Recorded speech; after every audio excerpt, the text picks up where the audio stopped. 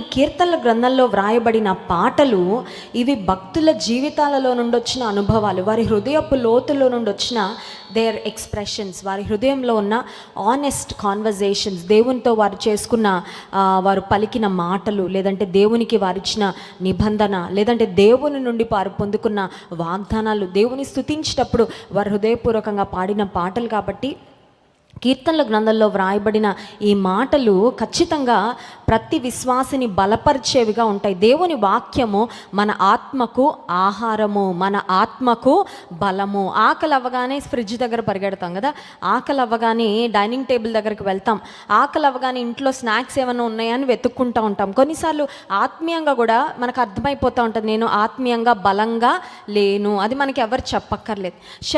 శారీరకంగా బలహీనంగా ఉంటే మనల్ని చూసిన వారు చెప్తారు, నీరసంగా ఉన్నవేంటి, బాగా డల్గా కనబడుతున్నావేంటి. మనల్ని ప్రేమించిన వారు, మనల్ని బాగా గమనించే వాళ్ళు మన ముఖంలో చిన్న బాధ ఉన్నా కూడా పసిగడతారు. మన దేహంలో ఏదైనా అనారోగ్యం ఉండి కొంచెం నలతగా ఉన్నా మనల్ని ప్రేమించేవారు వెంటనే గమనించి అడుగుతారు, డల్గా కనబడుతున్నావేంటి, ఇస్ ఎవ్రీథింగ్ ఓకే, అంత బాగానే ఉందా, is there anything I can help you, నేను ఏమైనా చేయగలనా, మీకు నేను ఏమైనా తీసుకురావాలా, నేను ఏమైనా మీకు సహకరించాలని అడుగుతారు. సో శారీరకంగా మనలో ఉండే బలహీనతలు ఒకవేళ డాక్టర్లో, మందులో, లేదంటే మన ఫ్రూట్సో, వెజిటబుల్సో, ఆహార పదార్థాలో మనల్ని బలపరుస్తాయి. కానీ ఆత్మ సంబంధంగా మనం బలహీనులమైనప్పుడు అది కూడా మనకి తెలుస్తుంది కదండి. We will know it. ఎందుకంటే మన లోపల ఆత్మ సంబంధమైన బలాన్ని మనం కోల్పోయినప్పుడు, ప్రార్థన చేయాలని అనిపించినప్పుడు, ప్రార్థన చేస్తున్నప్పటికీ అసలు దేవుని సన్నిధికి నా ప్రార్థన చేరుతుందా లేదా అని అనుమానం కొన్నిసార్లు వస్తుంటుంది. కొన్నిసార్లు వాక్యం వింటున్న ఒక్క మాట కూడా మనసులోకి వెళ్ళదు. కారణం ఏంటంటే ఏదో డిస్టర్బెన్స్, ఏదో అలజడి, ఏదో మనలో ఉన్న సంఘర్షణ దేవుని నుండి మనల్ని దూరం చేస్తూ ఉంటే అప్పుడు మనం అర్థం చేసుకోవాల్సింది ఏంటంటే, నేను ఆత్మీయంగా బలహీనపడ్డాను. ఇప్పుడు శారీరకంగా బలహీనపడినప్పుడు ఎలా అయితే ఒక డాక్టర్ దగ్గరికి వెళ్ళి మందులు రాయించుకొని ఆ మెడిసిన్స్ తీసుకొచ్చి మనం వాడితే తిరిగి కోల్పోయిన ఆరోగ్యాన్ని పొందుకుంటామో, ఆత్మ సంబంధంగా బలహీనులమైనప్పుడు ఎక్కడికి వెళ్ళాలి ఆహారం కొరకంటే దేవుని వాక్యము, జీవాహారమైన దేవుని మాటల దగ్గరకు వెళ్ళి శ్రద్ధగా దేవుని మాటలు పఠిస్తే ఖాళీగా ఉన్న మన ఆత్మీయ స్థితి అంతా దేవుడు నింపి తిరిగి కోల్పోయిన బలమును, శక్తిని మనకు ఆయన దయచేసేవాడు. హల్లెలూయా. సో ఆత్మ సంబంధంగా మనలను బలపరిచే దేవుని వాక్యములో నుండి కీర్తనకారుని అనుభవంలో వ్రాయబడిన ఒక కీర్తన ఈరోజు మనం ధ్యానించుకుందాం. 33వ కీర్తన 16వ వచనం నుండి 19వ వచనం వరకు మార్చి చదువుకుందాం. 33వ కీర్తన 16వ వచనం నుండి 19వ వచనం వరకు. ఏ రాజును సేనా బలము చేత రక్షింపబడడు, ఏ వీరుడును అధిక బలము చేత తప్పించుకొనడు.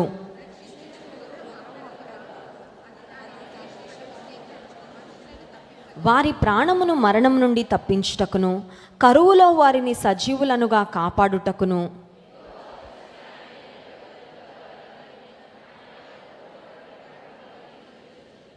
ఇక్కడ మనం చదువుకున్న లేఖన భాగంలో చాలా ప్రాముఖ్యమైన మాటలు వ్రాయబడ్డాయి. ఒక్కొక్క వచనము జాగ్రత్తగా పరిశీలనగా చూద్దాం. 16వ వచనం, ఏ రాజును సేనా బలము చేత రక్షింపబడడు, ఏ వీరుడును అధిక బలము చేత తప్పించుకొనడు. రాజులు లేదంటే అధికారులు యుద్ధాలకు వెళ్తూ ఉన్నప్పుడు వారి యూజువల్ ఎక్స్పెక్టేషన్ ఏంటంటే, బలమైన రాజు అయితే, సామర్థ్యం కలిగిన రాజు అయితే, తన సేనలు చాలా కట్టుదిట్టంగా ఉంటే, ఎక్కువ మంది సైన్యం ఉంటే ఆ రాజు ఖచ్చితంగా జయము పొందుతాడు అనేది మనుషుల యొక్క అంచనా. కానీ దేవుని వాక్యాలు మనం గమనించినట్లయితే పాత నిబంధన గ్రంథంలో కొన్నిసార్లు చాలా బలవంతులైన వాళ్ళు నేలకు ఒరిగిపోయారు. చాలామంది బలవంతులైన వారు కూడా యుద్ధములో తమ ప్రాణాలను విడిచిన వారిని చాలామందిని లేఖన భాగంలో మనం చూడగలం. దావీదు జీవితంలో తన కుమారుడైన అబ్షలోము తండ్రికి వ్యతిరేకంగా తిరగబడి తండ్రి యొక్క సింహాసనాన్ని అపహరించాలని, తండ్రి యొక్క సింహాసనంపై తాను కూర్చుండాలని ఒక దుష్ట ఆలోచనతో అబ్షలోము తన జీవితంలో తన తండ్రి అయిన దావీదును ఇబ్బంది పెట్టడం ప్రారంభిస్తాడు. ఆ సమయంలో మరి మరి భయంకరమైన యుద్ధము ప్రారంభమైనప్పుడు ఒక సంఘటన జరుగుతుంది. చూడండి, 2వ సమూయేలు గ్రంథం 18వ అధ్యాయము 9వ వచనం. 2వ సమూయేలు గ్రంథము 18వ అధ్యాయము అబ్షాలోము 9వ వచనం. అబ్షాలోము కంచెర గాడిద మీద ఎక్కిపోవచ్చు దావీదు సేవకులకు ఎదురాయెను. ఆ కంచెర గాడిద ఒక గొప్ప మస్తకి వృక్షము యొక్క చిక్కు కొమ్మల క్రిందకి పోయినప్పుడు అతని తల చెట్టుకు తగులుకొనినందున అతడు ఎత్తబడి ఆకాశమునకును భూమికిని మధ్యను వ్రేలాడుచుండగా అతని క్రిందనున్న కంచెర గాడిద సాగిపోయెను. అబ్షలోము చాలా, హి was a very handsome person, చాలా సౌందర్యం కలిగిన వ్యక్తి అనే మాటలు లేఖన భాగాల్లో మనం చూస్తాం. చూడండి, 2వ సమూయేలు గ్రంథము 14వ అధ్యాయము 25వ వచనం. ఇశ్రాయేలీలందరిలో అబ్షాలోమంత సౌందర్యము గలవాడు ఒక్కడును లేడు. అరికాలు మొదలుకొని తల వరకు ఏ లోపమును అతని యందు లేకపోయెను. లోపము లేని సౌందర్యము అబ్షలోముకు దేవుడు ఇచ్చాడు. అంత అందగాడుగా అబ్షలోము ఉన్నాడు. And he was also equally arrogant. దేవుడు ఎంత అందం ఇచ్చాడో, దేవుడు ఎంత మంచి రూపం ఇచ్చాడు, దానితో పాటు అంత అవిధేయమైన స్వభావము, అంత తిరుగుమాటు చేసే స్వభావము, తండ్రిని అగౌరవపరిచే స్వభావము, దేవుని చిత్తానికి విరుద్ధంగా వెళ్ళే స్వభావము అబ్షలోములో మనకు కనబడుతుంది. సో ఈ అబ్షలోము తన తండ్రికి విరోధంగా నడుస్తున్న ఆ సమయంలో కంచెర గాడిద మీద ప్రయాణం చేస్తున్నాడు. ఇంగ్లీష్ బైబిల్లో ఉంది, మ్యూల్ అనే మాట ఉంది. కంచెర గాడిద మీద ప్రయాణం చేస్తూ ఉండగా సడన్గా ఒకానొక స్థలానికి వచ్చేసరికి గొప్ప మస్తకి వృక్షం యొక్క చెట్టు కొమ్మలు, ఆ మస్తకి వృక్షం యొక్క వేర్లు లేదంటే కొమ్మల క్రిందకున్నాయేమో. ఇతని వెంట్రుకలు, ఇతను అనుకునేవాడు నా వెంట్రుకలే నాకు అందం. చూడండి, కొంతమంది పురుషులు కూడా వెంట్రుకలు బాగా పెంచుకొని వాటికి రకరకాల హెయిర్ స్టైల్స్ చేసుకుంటా ఉంటారు కదా. సో అబ్షలోముకు అందం ఉంది, అబ్షలోముకు వెంట్రుకలు కూడా చాలా పొడవైన వెంట్రుకలు ఉన్నాయి. ఇప్పుడు అతని వెంట్రుకలు వెళ్ళి మస్తకి వృక్షపు కొమ్మలకు చిక్కుకుంటే ఆ కంచెర గాడిద వెళ్ళిపోయిందంట. ఆ కంచెర గాడిద ఎంతసేపు ఉంటుందంటే ఈ చిక్కుముళ్ళు తీసుకోవడానికి ఇతను ట్రై చేసే లోపే ఆ కంచెర గాడిద యుద్ధంలో ఉందేమో, దానికి త్వరగా వెళ్ళిపోవాలి, తప్పించుకోవాలి, నా యజమానుణ్ణి కాపాడాలి, నన్ను నేను కాపాడుకోవాలనే హడావిడిలో ఆ కంచెర గాడిద దాని దారది చూసుకొని వెళ్ళిపోతే ఒక విచిత్రమైన పోజ్లో, ఒక విచిత్రమైన పొజిషన్లో ఇప్పుడు అబ్షలోము యొక్క జీవితం స్టక్ అయిపోయిందండి. ఏంటి ఆ విచిత్రమైన పరిస్థితి అంటే, ఆకాశానికి భూమికి మధ్యలో తల వెంట్రుకలు మస్తకి వృక్షపు కొమ్మలలో చిక్కుకొని ఉంటే అతను వ్రేలాడుతూ, అబ్షలోము ఎప్పుడు కూడా ఊహించుండడు అటువంటి స్థితి అతనికి వస్తుందని. అబ్షలోము అనుకున్నాడు, నాకేంటి, నేను యవనస్తుణ్ణి, నాకేంటి, నేను బలవంతుణ్ణి, నా తండ్రి యొక్క సింహాసనం ఎట్లా తీసుకోవాలో నాకు తెలుసు, నేను ఏ ప్రణాళిక వేసినా ఆ ప్రణాళికను ఎలా సక్సీడ్ చేసుకోవాలో, సక్సెస్ఫుల్గా ఇంప్లిమెంట్ చేయాలో నాకు తెలుసు అని దేవునికి విరోధంగా వెళ్తున్న అబ్షలోము జీవితంలో ఒక భయంకరమైన కార్యం జరిగినప్పుడు, ఇప్పుడు ఆ చెట్టు కొమ్మలకు వ్రేలాడుతూ ఉన్నప్పుడు యోవాబు 14వ వచనం చూడండి, 2వ సమూయేలు గ్రంథం 18వ అధ్యాయము 14వ వచనం. యోవాబు నీవు చేయు వరకు నేను కాచుకొని ఉందునా అని చెప్పి 3 బాణములు చేత పట్టుకొని పోయి మస్తకి వృక్షమున వ్రేలాడుచు ఇంకను ప్రాణముతో ఉన్న అబ్షలోము యొక్క గుండెకు గురిపెట్టి తన ఆయుధములను మోయువారు 10 మంది చుట్టూ చుట్టుకొని ఉండగా అబ్షలోమును కొట్టి అబ్షలోమును in the most unexpected way, Absalom జీవితంలో తన ఊహించని పరిస్థితుల్లో, తన ఊహించని పరిణామాలలో అబ్షలోము యొక్క జీవితము అంతమైపోయింది.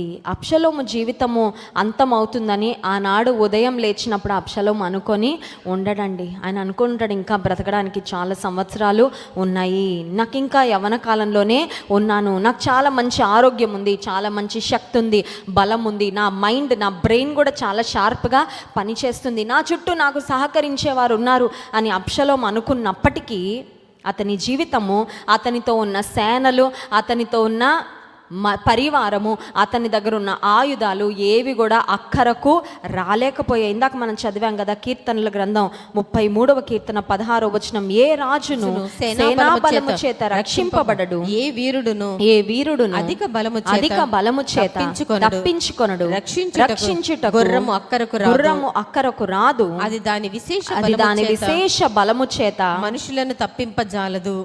అబ్షలోముకి చాలా గుర్రాలు ఉండుంటాయండి. రాజకుమారుడు కదా, ఆయనకి గుర్రాలు ఏమైనా తక్కువ ఉంటాయా? కానీ ఆ సమయంలో ఆ సందర్భంలో ఏ గుర్రం వచ్చి అతన్ని రెస్క్యూ చేయలేకపోయింది. అతనితో చాలామంది టీం ఉన్నారు, కానీ ఏ ఒక్కరు కూడా అతనికి వచ్చి ఆ సమయంలో సహకరించలేకపోయారు. మరణము తప్పించుట యెహోవా వశమని రాయబడింది, కానీ దేవుడే అబ్షలోమును ఆ రోజు విడిచిపెట్టేశాడండి. నేను అనుకుంటాను one of the reasons for Absalom's death, Absalom యొక్క మరణానికి, ఆ దుర్గతికి ఒక కారణం ఏంటంటే, నీ దేవుడైన యెహోవా నీకు అనుగ్రహించు దేశములో నీవు దీర్ఘాయుష్మంతుడు అగునట్లు నీ తల్లిని నీ తండ్రిని సన్మానించు అనే ఆజ్ఞను అక్షరాల అబ్షలోము డిజర్వే చేశాడండి. దేవుని ఆజ్ఞను తిరస్కరించాడు, దేవుని ఆజ్ఞకు విధేయత చూపించలేకపోయాడు. అనుకున్నాడేమో, నాకు గుర్రాలు ఉన్నాయి, నాకు రథాలు ఉన్నాయి, నాకు సేనలు ఉన్నాయి, నాతో పాటు కొంతమంది ఉన్నారు, నేను బలవంతుణ్ణి, నేను చాలా అందగాడిని, నాకేం తక్కువ, నేను ఎలా అయినా సాధించుకోగలను అని. కానీ అతని జీవితంలో ఒక భయంకరమైన విధానంలో తన జీవితాన్ని ముగించుకున్నట్లుగా చూస్తున్నాం. కానీ అటువంటి స్థితి, అటువంటి గతి రాకుండా దేవుడు తన ప్రజలకు ఇచ్చే కృప, దేవుడు తన ప్రజలకు చూపించే ఆ ప్రత్యేకమైన కాపుదల ఎంత గొప్పదో ఆ తర్వాత లేఖన భాగంలో మనం గమనించగలం. 18వ వచనం, వారి ప్రాణమును మరణము నుండి తప్పించుటకును కరువులో వారిని సజీవులుగా కాపాడుటకు. ఒక్కసారి అక్కడ ఆగుదామండి. మరణము నుండి తప్పించు, మనిషిని భయపెట్టే అత్యంత భయంకరమైన పరిస్థితి అంటూ ఏదైనా ఉందంటే అది మరణమే. కొన్ని జంతువులు అంటే కొంతమందికి భయం ఉంటుంది, కొంతమందికి సింహం, పులులు అంటే మనకు భయం. కానీ వాటిని టేమ్ చేస్తారు కదా, వాటిని ఆడిస్తూ ఉంటారు, లేదంటే సర్కస్లో, జూలో వాటికి ఆహారం పెట్టేవారు, వాటిని అలవాటు చేసుకున్న వారికి ఏం భయం ఉండదు. సో కొన్ని రకాలైన జంతువులు, లేదంటే కొన్ని రకాలైన పరిస్థితులు అలవాటు కాని వారికి, లేదంటే మనకి కొంచెం భయంకరంగా అనిపించినా అలాంటి పరిస్థితుల్లో కూడా చాలా సునాయాసంగా సాగేవాళ్ళు చాలామంది. చీకటి అంటే బహుశా మనలాంటి వారికి చిమ్మ చీకటి అంటే భయమే. కొండ ప్రాంతాల్లో ఉండేవారికి, అడవుల్లో ఉండే వాళ్ళకి I don't think they are afraid of darkness. వాళ్ళకి చీకటి అంటే బహుశా భయము.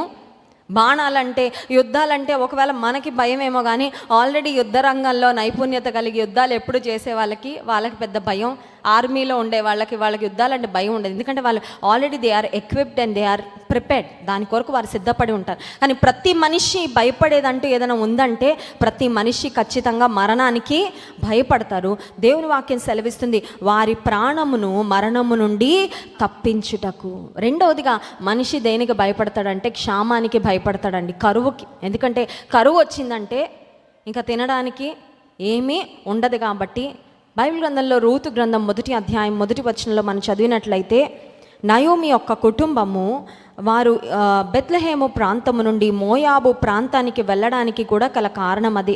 రూతు గ్రంథం 1వ అధ్యాయం 1వ వచనం, న్యాయాధిపతులు ఏలిన దినములయందు దేశములో కరువు కలుగగా యూదా బెత్లెహేము నుండి ఒక మనుష్యుడు తన భార్యను తన ఇద్దరు కుమారులను వెంటబెట్టుకొని మోయాబు దేశమున కాపురముండుటకు వెళ్ళెను.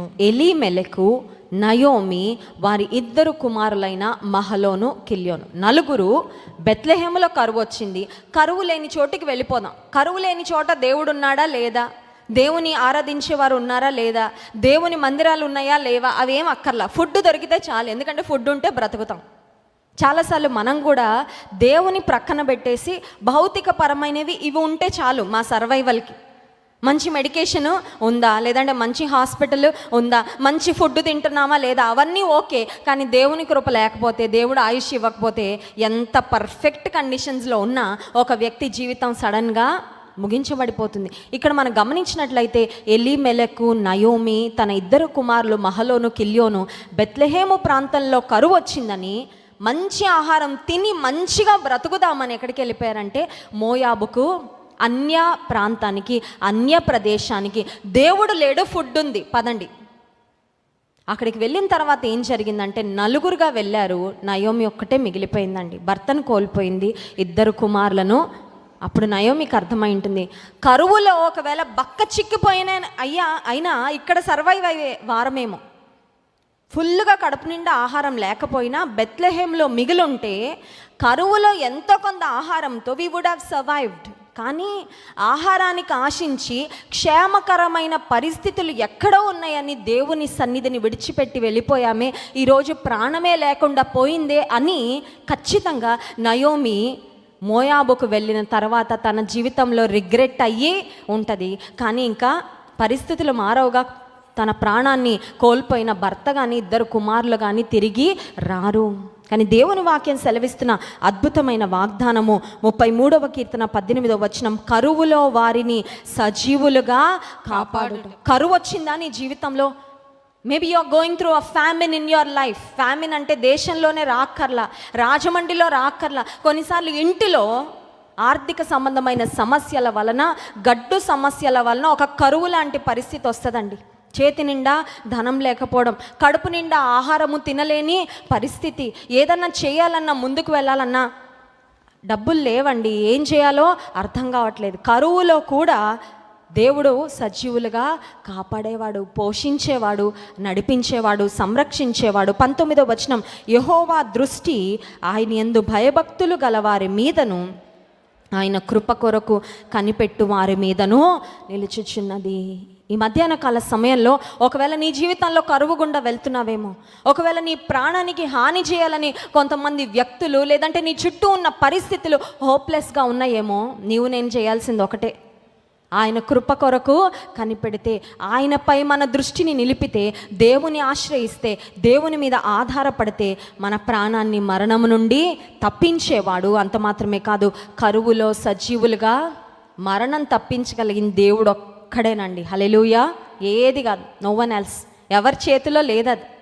కొంతమంది చేతిలో ప్రమోషన్ రావడం కొన్నిసార్లు నా బాస్ చేతిలో ఉందండి, లేదంటే పలానా విషయం వారి చేతిలో, పలానా ఫైల్ పలానా ఆఫీస్లో ఉందండి. మేబీ కొన్ని పరిస్థితులు కొంతమంది చేతుల్లో ఉంటాయేమో, ఉన్నట్లు కనపడతాయేమో, కానీ మరణాన్ని తప్పించడం మాత్రం మన దేవుని వశమే. హల్లెలూయా.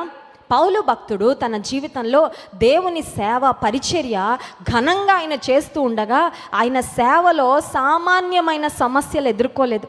పౌలు భక్తుడు సేవలో పడిన శ్రమ, కష్టం ఒకసారి చూడండి. 2 కొరింథీ పత్రిక 11వ అధ్యాయము 23వ వచనం. 2 కొరింథీ పత్రిక 11వ అధ్యాయము 23వ వచనం. వారు క్రీస్తు పరిచారకుల ఆ మధ్యలో నుండి మనం చదువుదాం. మరి విశేషముగా ప్రయాసపడితిని, మరి అనేక పర్యాయములు చెరసాలలో ఉంటిని, అపరిమితముగా దెబ్బలు తింటిని, అనేక మారులు ప్రాణాపాయములో ఉంటిని, యూదుల చేత 5 మార్లు 1 తక్కువ 40 దెబ్బలు తింటిని, ముమ్మారు బెత్తములతో కొట్టబడితిని, ఒకసారి రాళ్లతో కొట్టబడితిని, ముమ్మారు ఓడ పగిలి శ్రమ పడితిని, ఒక రాత్రింబగళ్ళు సముద్రములో గడిపితిని, అనేక పర్యాయములు ప్రయాణములలోను, నదుల వలనైన ఆపదలలోను, దొంగల వలనైన ఆపదల్లోను, నా స్వజనుల వలనైన ఆపదల్లోను, అన్యజనుల వలనైన ఆపదల్లోను, పట్టణములో ఆపదల్లోను, అరణ్యములో ఆపదలలోను, సముద్రములో ఆపదల్లోను, కపట సహోదరుల వలని ఆపదలలోను ఉంటిని. ప్రయాసముతోను, కష్టముతోను, తరచుగా జాగరణములతోను, ఆకలి దప్పులతోనూ, తరచుగా ఉపవాసములతోనూ, చలితోనూ, దిగంబరత్వముతోనూ ఉంటిని. చదవడానికి ఇంతసేపు పట్టింది. ఒక్కొక్కటి చదువుతూ విజువలైజ్ చేసుకుంటా ఉండే మతిపోతుందండి. ఇన్ని కష్టాలు దేవుని సేవలో ఇంత గొప్ప దైవజనుడు పొందాడా అని. ఇదంతా రాసి ఆఖరిగా దైవజనులు పౌలు భక్తుడు రాస్తున్న మాట చూడండి. ఇంకనూ చెప్పవలసినవి అనేకం. కొన్ని చెప్పారంట, చెప్పింది తక్కువ. మనం ఇంత ఉంటే ఇంత చెప్తాం కదా, ఇంత నొప్పి వస్తే ఇంతగా చెప్పుకోండి, ఇంత నొప్పండి, ఇంత బాధ అండి, ఇంత కష్టం అండి, ఇంకెవ్వరికీ వచ్చి ఉండదండి, నాకే వచ్చిందండి, ఇంకెవ్వరూ పడుండరండి, అన్ని పడ్డానండి అని చెప్పుకుంటుంటాం. దైవజనుడు అపొస్తలుడైన పౌలు దేవుని సేవలో ఆయన పడిన ప్రయాస, ఆయన పడిన పాట్లు, ప్రాణాపాయ స్థితులు ఎన్నోసార్లు వచ్చినాయి, కానీ మరణము తప్పించుట యెహోవా వశము అని వ్రాయబడినట్లుగా అంత మాత్రమే కాదు, ఇందాక మనం చదువుకున్న లేఖన భాగంలో 33వ కీర్తన 18వ వచనం, వారి ప్రాణమును మరణము నుండి తప్పించుటకు కరువులో వారిని సజీవులుగా కాపాడుటకును వాగ్దానం చేసిన వాడు నమ్మదగిన దేవుడు. హల్లెలూయా. కరువులో కాపాడాడు దైవజనుని. ప్రాణాపాయ స్థితిలో దైవజను యొక్క ప్రాణాన్ని దేవుడు సంరక్షించి ఆయన చేత ఎంత సేవ చేయించుకోవాలనుకున్నాడో అదంతా చేయించుకున్నాడు. ఈ జీవితంలో కూడా ఒకవేళ మరణాన్ని గురించిన భయము, వ్యాధులను గురించిన భయము, కొన్ని రకాలైన పరిస్థితులు కొంతమంది జీవితాల్లో చూసినప్పుడు కొంతమందికి ఈ సమస్య ఉంటుంది. ఎవరైనా వచ్చి ఏమైనా చెప్పుకోగానే నాకు కూడా అది వచ్చేస్తుందేమో, మా ఇంట్లో కూడా అది ఎప్పుడైనా అయిందండి? Has it ever happen to you? ఎవరైనా ఏదైనా చెప్తే అమ్మో మాకు కూడా అలా జరిగిపోతుందేమో, ఏమో అలాంటి సంఘటన. కానీ దేవుని బిడ్డల జీవితాలలో ఆయన అనుమతి లేకుండా ఏది జరగదు. దేవుడు ఆయన చిత్తంలో మనం ఎంతకాలం జీవించాలని ఆయన ఉద్దేశిస్తారు, అంతకాలం కూడా దేవుడు ఆయుష్నిచ్చి ఆయన కొరకు నడిపించుకొనే దేవుడు. హల్లెలూయా. కానీ నా బాధ్యత ఒకటే, అదేంటంటే దేవుడిచ్చిన అమూల్యమైన జీవితాన్ని ఆయన కొరకే ఆఖరు నిమిషం వరకు ఆయన కొరకే లోకం వైపు తిరిగి లోకంలో ఎంజాయ్ చేస్తూ అసలు ఈ జీవితం ఎందుకు ఇచ్చాడు దేవుడు అని మర్చిపోయి ఆయనను విడిచి తిరిగితే ఈ ప్రాణానికి, ఈ జీవితానికి వాల్యూ ఉండదు. కానీ ప్రాణం ఇచ్చిన, జీవితాన్ని ఇచ్చిన దేవుని కొరకు జీవిస్తే నీ జీవితం ఒక అమూల్యమైన జీవితంగా మారుతుంది. నీ జీవితం ద్వారా అనేక మంది ఆశీర్వాదాన్ని, దీవెనను పొందుకుంటారు. ఈ మధ్యాహ్న కాల సమయంలో ఒకవేళ నీ పరిస్థితి కూడా ఇప్పుడు మనం చదువుకున్న లేఖన భాగంలో వలె కరువులో, లేదంటే కష్టంలో, ప్రాణాపాయ స్థితి, లేదంటే ఇబ్బందికరమైన పరిస్థితిలో నీవు ఉన్నట్లయితే తన కృప కొరకు కనిపెట్టు వారి మీద ఆయన దృష్టి, గాడ్ ఇస్ లుకింగ్, కృప కావాలయ్యా అని అడిగే వారి మీద ఆయన దృష్టి పెడతాడంటండి. హల్లెలూయా. ఎవరి మీద పడుతుంది దేవుని దృష్టి? ఎవరిని చూస్తాడు దేవుడు అంటే ఆయన కృప కొరకు కనిపెట్టు వారి మీద. కళ్ళు మూసుకోండి, ప్రార్థన చేసుకుందాం. ఆయన ఎందు భయభక్తులు గల వారి మీద, ఆయన కృప కొరకు కనిపెట్టు వారి మీద ఆయన దృష్టి నిలుస్తుందని లేఖన భాగంలో మనం చదివాం. దేవా, నీ కన్ను దృష్టిని నాపై నిలుపయ్యా, నీ కృప కావాలని అడుగుతున్నా ప్రభా, నీ కృపను నేను కోరుకుంటున్నానయ్యా. అడుగుదామా? జీవము కంటే ఆయన కృప ఉన్నతమైనది. His loving kindness is better than life. జీవము కంటే దేవుని కృప ఉన్నతమైనది. ప్రభా, నీ కృపతో నన్ను బలపరచయ్యా, నీ కృపతో నన్ను ఆవరించు ప్రభా, నీ కృపలో నన్ను స్థిరపరచయ్యా. పర్వతములు తొలగిన, మెట్టలు తత్తరిలిన నా కృప నిన్ను విడిచిపోదని వాగ్దానం చేసిన దేవుడు. ప్రభా, నీ కృప కావాలి. Lord, I need your grace. దేవా, నీ కృపను కోరుకుంటున్నా ప్రభా. ఇది కావాలి, అది కావాలి. మన అవసరతలు అడగక మునుపే దేవుని కృపను అడుగుదామా? నీ కష్టాలు, నీ వ్యాధులు, నీ సమస్యలు, నీ ఆర్థిక పరిస్థితులు ఇవన్నీ దేవునికి చెప్పుకోక ముందే అడుగుదాం. దేవా, నీ కృప కొరకు నేను కనిపెడుతున్నానయ్యా. నీ యందు భయభక్తులు కలిగి నేను సాగడానికి నాకు సహాయం చేయ ప్రభా. ఆయన యందు భయభక్తులు గల వారి మీద ఆయన కన్ను దృష్టి ఉంటుందని, ఆయన కృప కొరకు కనిపెట్టు వారి మీద ఆయన దృష్టి నిలిపే దేవుడని దేవుని వాక్యం మన జ్ఞాపకం చేస్తుండగా, పరిశుద్ధుడా, మహోన్నతుడానికి స్తోత్రమయ్యా. మీ వాక్యం ద్వారా మాతో మాట్లాడినందుకు వందనాలు. నిన్ను తిరస్కరించి, నీ ఆజ్ఞలను తిరస్కరించి పరలోకపు తండ్రికి, భూలోకపు తండ్రికి విరుద్ధంగా తిరిగిన అబ్షలోము జీవితంలో ఒకనాడు హఠాత్తుగా మరణం వచ్చింది, నశించిపోయాడయ్యా. కానీ నీ యందు భయభక్తులు కలిగి నీ కృపలో సాగిన దైవజనుడైన అపొస్తలుడైన పౌలు జీవితంలో ఎన్ని ప్రాణాపాయములో, ఎన్ని మరణాపాయములో, ఎన్ని విపత్తులో ఆయనను తప్పిస్తూ ప్రభువా నీ కొరకు వాడుకున్నావయ్యా. నీ దాసుని ద్వారా చేయించుకోవాలనుకున్న ప్రతి పని నువ్వు చేయించుకున్నావు. ఉదయకాల సమయంలో ప్రభువా నీ కృపను మేము ఆశ్రయిస్తున్నామయ్యా. నీ కృపను కోరుకుంటున్నాం ప్రభా. నీ కృప మాకు ఇవ్వండి నాయన. నీ కృపను మేము సమృద్ధిగా పొందుకోవడానికి సహాయం చేయండి lord. We are earnestly seeking your grace lord. We are earnestly requesting you to shower your grace upon each and every one of us. మా మీద నీ కృపను కుమ్మరించండి ప్రభా. కృప వెంబడి కృపను మా జీవితాల్లో మేము పొందుకోవడానికి సహాయం చేయండి. నేను ఆరాధించి స్తుతించబోతుండగా ఆరాధన ఆత్మతో మమ్మల్ని నింపుమని యేసు నామములో ప్రార్థిస్తున్నాం తండ్రి. ఆమేన్.